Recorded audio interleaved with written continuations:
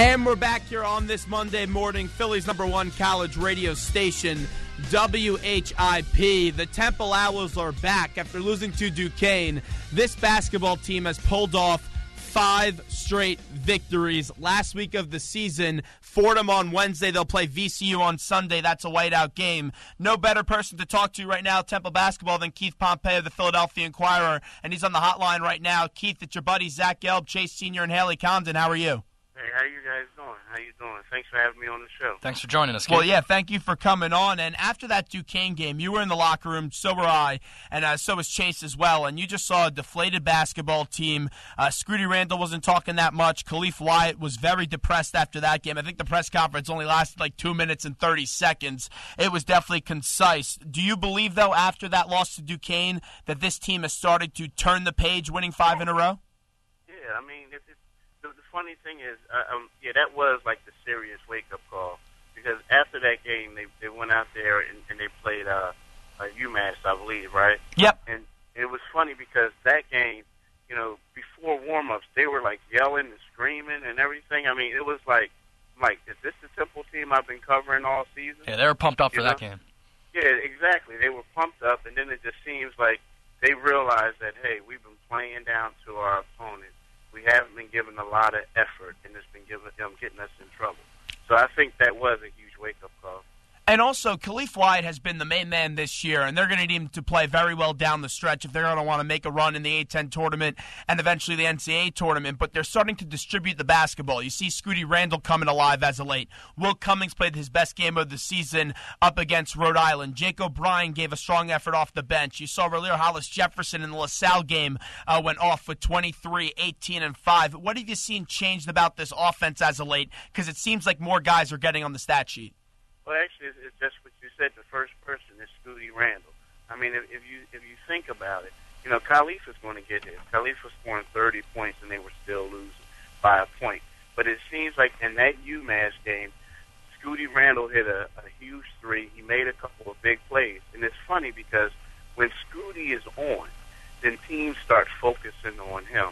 And that opens up things. So we know what Khalif is going to do, but that opens up stuff for Jake O'Brien. It also opens up stuff for Hollis-Jefferson. So if you really want to talk about the turnaround, it's Scooty Randall. It's now the fact that he's making shots that he wasn't able to make early on in the season. Keith, Chase Sr. here. The diversity of the scoring has really benefited Temple of late. You got Fordham on Wednesday, then VCU on Sunday.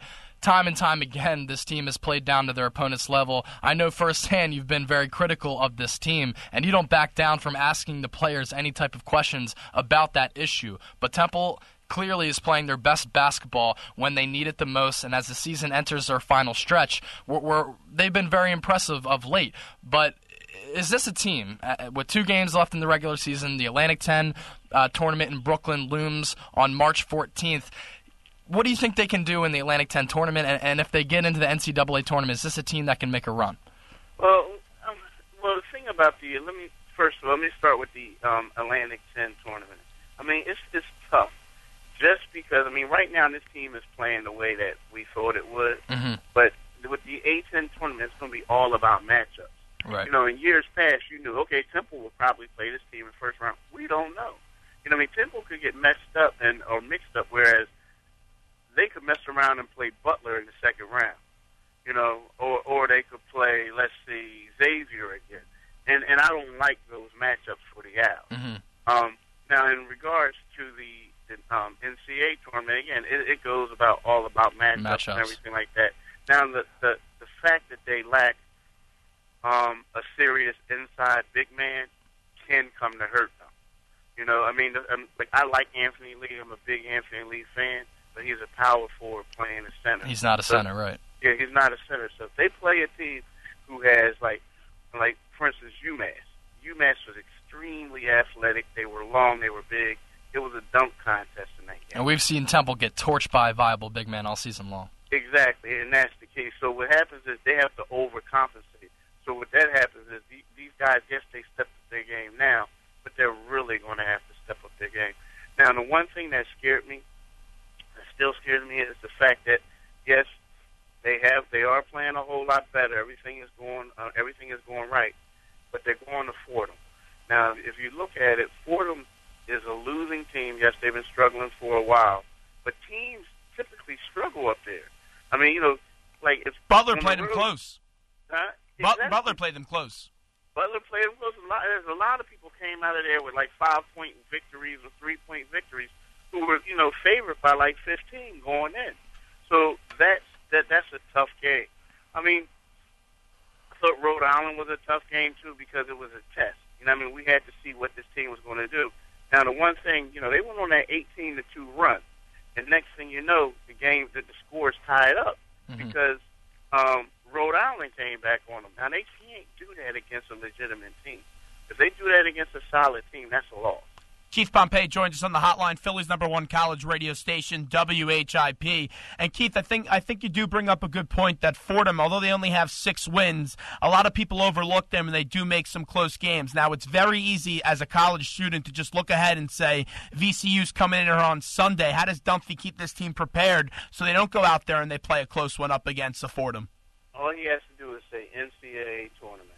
Because, I think if they, like right now, everyone's talking about is Temple in the play-in game. I think Temple's in the tournament. I don't think they're in the play-in game right now. However, if they lose to Fordham, they probably drop back down to a play-in game, and if they get drilled by VCU after that, then all of a sudden it's like, I don't know if they made the tournament. But if Temple goes there and wins this game no matter what, talking about the Fordham games, they win that game no matter what, I think they're a lock to be in the tournament. You can't hold, like VCU is out there destroying people right now.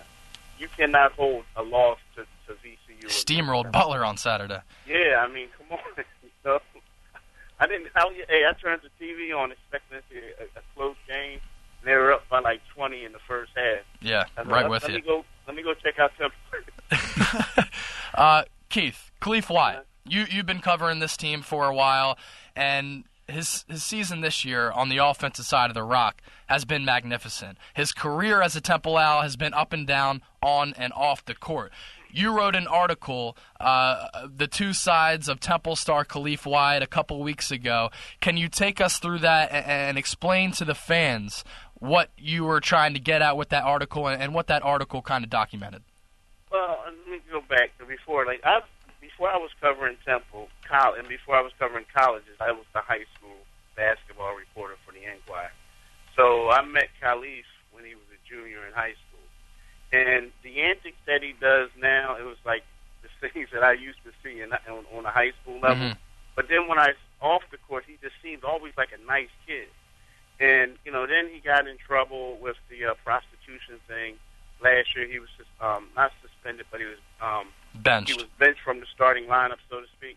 And what happened is I was like, man, I know this guy is different. I would go to games, like before games, and you would see little kids playing basketball.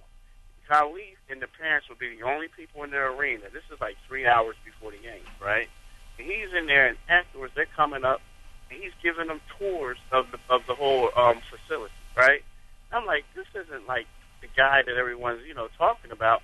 So that's what I decided to do. I wanted to talk to people, to tell them, get them to tell me what's Khalif like off the court. And then, I got in contact with one of his elementary school teachers, and it kind of struck me that this lady has been coming to his games since he was a freshman. She does not miss a game, and then you start, all these other people, then you hear about his internship. So it's kind of like, the way I got it is, and then like one of his Twitter thing used to be Leaf Buckets 01, and then he just stopped it. So I was like, is that your alter ego? And he just starts smiling. So then, like, to me, I'm like, all right, so when he's on the court, he's Leaf Buckets. But if you notice, if you think about it, he's like, he's not off the court. You don't see him, like, being real loud and stuff like that. Now, don't get me wrong, he's a college kid. He has fun. But when he's on the court, he cries all the time. He just seems like a selfish and a selfish crybaby. Yeah. Would you guys agree? I definitely agree. I agree with you. Especially when he'll sit there and it will be a clear foul and he'll just go off at a ref and he'll be very annoyed and agitated about that. But to me, the one thing that I always wonder is what does he actually say when he's talking to the basketball? Because I've seen times this year, Keith, that he's picked up the basketball after he's drawn a foul, and he talks to the basketball. And I really believe, though, that this kid handles adversity well, and it was obviously what happened in Atlantic City to see the way he's bounced back. No one could stop him this year in the A-10. And you just look at this kid, he's resilient. But I thought the most interesting part of your article was when you went into detail about his internship. Tell the audience a little bit more about his internship. Well, basically what he does is he works for there's a homeless shelter for men. And he goes there, and, like, basically what he helps them with is he's helping these guys get jobs, like as far as seeking unemployment checks. And well, right now most of them are unemployment. But helps them with their job searches. He also helps them, with going to the doctors and everything like that. I mean, the guy wants to be a social worker. Mm-hmm. You know what I mean? So, like, these are some of the things that he wants to do. It's like, now I'm going to tell you something else about Khalif. And just about his competitive edge. I've never, I was on a radio station in Kansas before they played Kansas, right? You're a big star in Kansas, by the way. And so these people were laughing at him, right? And they were like, what's up with your boy? What's up with your boy? And they're talking about, the prostitution ring and all, this whole nine, and calling him a weirdo and how the fans are going to get on him. And, I said, well, Went out there and dropped 26 points. But see, that's what I said. If I was you guys, if I was them, I think I would keep it a little quiet. And he said, why? I said, I've been covering this guy since he was in high school. And whenever people taunt him, he takes it personal, and then he lights up the crowd. And they're like, nah, not Kansas. And next thing you know, they start taunting him. And all of a sudden, after the game, somebody says, that's the second coming of Paul Pierce. And I was like, see, I told y'all. And the same thing happened at UMass. They were chanting like STD and all. St. Joe's as well. Yeah, St. Joe's. I'm telling you, whenever like people taunt him, it's like he doesn't say anything back, but all of a sudden he just turns it on. Yeah, he's been such a hard guy to read all season. You see him at the press conferences, and after a win or a loss, nonchalant, laid-back kid. You see him on the court, and he goes up to the officials. He'll scream at the officials one time, then he'll agree with them if he gets called for a foul, and smack him on the butt, and the game goes on. But you talk about that comparison to Paul Pierce. When I see Khalif, he's 6'4". Paul Pierce is about 6'7". Khalif reminds me a little bit of a guy like Andre Miller. A great pace to his game, not the biggest guy, not the fastest, but a great pace to his game, and he gets the job done, and he can make shots with guys all up in his mug. You look ahead. Can Khalif Wyatt play basketball in the National Basketball Association? Well, I guess, I spoke to several NBA scouts, and all of them said no. They wouldn't even let me finish the question. Like, can Khalif? No, Keith, no. And I was like, why? They were just saying, unfortunately, he's just not athletic enough. Mm-hmm. And then, I spoke to a guy a couple of days ago, and he says, see, Keith, the one thing that you fail to realize is that he's the senior. He's been in college for 4 years. Right.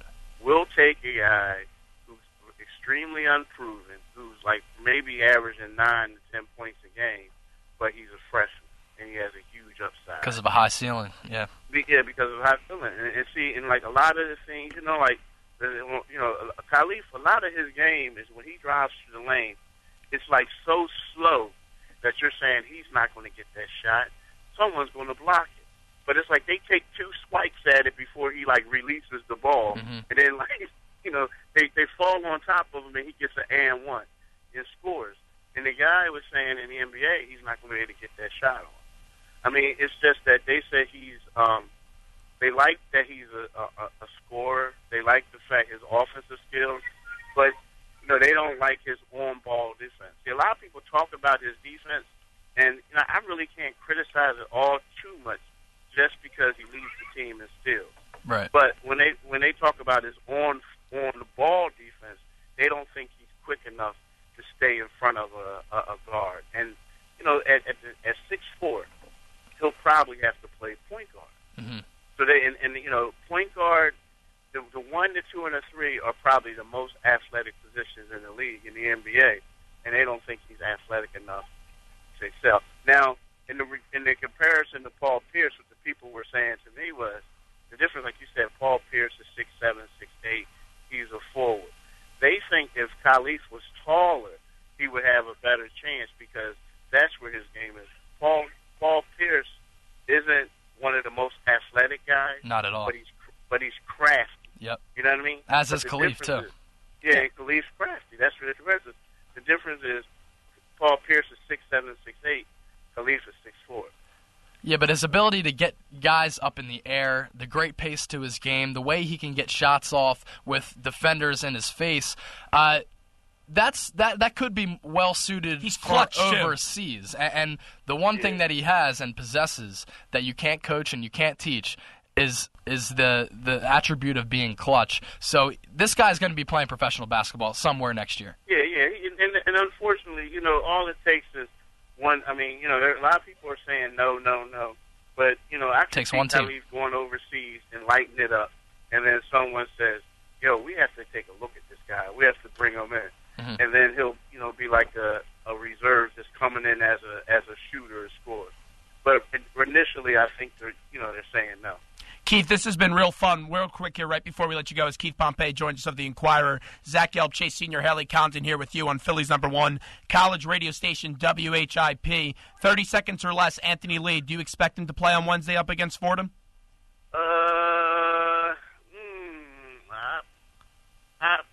Yeah, I think he'll play on Wednesday. I think he'll play. Keith, I really appreciate the time. This is a whole lot of fun. Let's get you on again real soon as the Owls Keith. make their run into the A-10 tournament, and then hopefully they make a decent run into the NCAA tournament. We appreciate it, my friend. All right, thanks, buddy.